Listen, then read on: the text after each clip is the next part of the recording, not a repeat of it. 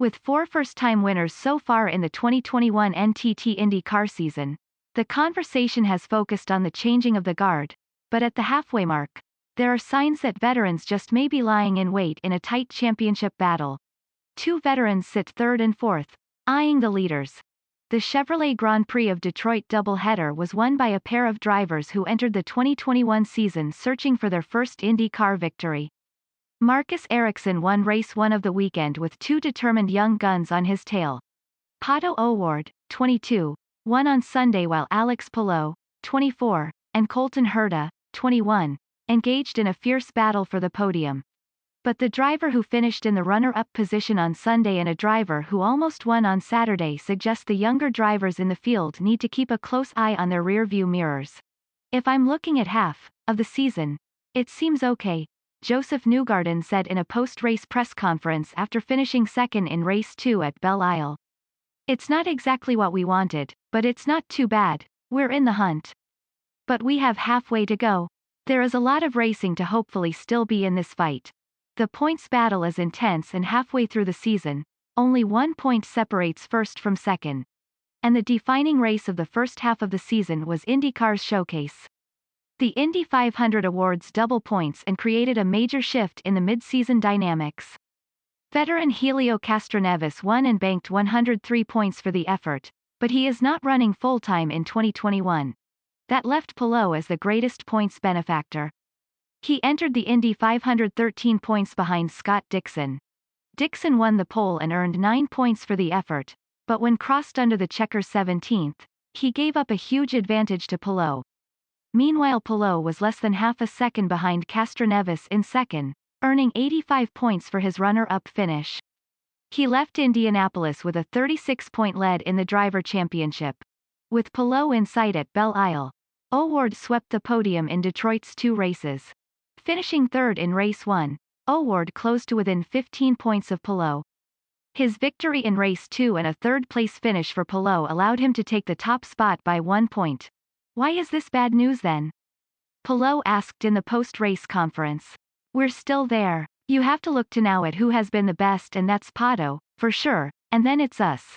Palou was quick to point out that he can make back the 37 points he lost to O'Ward as quickly as he lost them, especially since the series is heading to a track where he was competitive in 2020 as a rookie.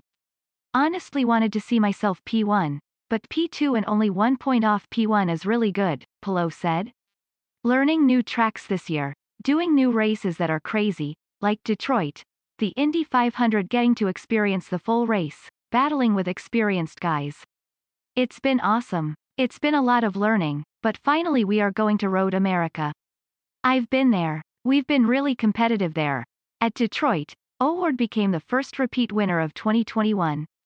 In addition, he has another 4 top 5s giving him 6 for the season, the most of anyone in the series.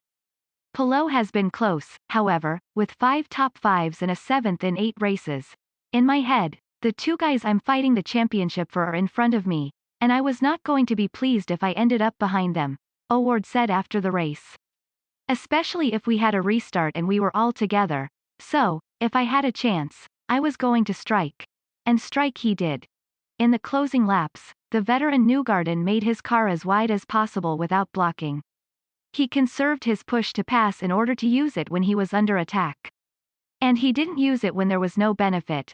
The final laps at Detroit were a chess match between Newgarden and Colton Herta, who ran second at the time. By not utilizing the push-to-pass button, he allowed O'Ward and Palou to catch Herta. Just as it seemed those 3 young guns would become embroiled in a battle that would allow Newgarden some breathing room, O'Ward emerged in second. O'Ward and Newgarden rubbed tire on sidepod. Newgarden tried to push O'Ward offline into the marbles, but the young gun would not budge. Newgarden's veteran experience did not go unnoticed by Palou, who watched Newgarden salvage the runner-up finish. Over the years in IndyCar, we saw some really young drivers that are really good 1 or 2 years and then the veterans are always there, Palou said. So we have to keep the consistency up. That's how you can run up front in championships. But while the young guns lead for now, the veterans are not going away. Defending 2020 Dixon has not had the type of year he wanted. With only 2 podium finishes and none in the last 5 races, he finds himself third in the standings, 36 points out of first.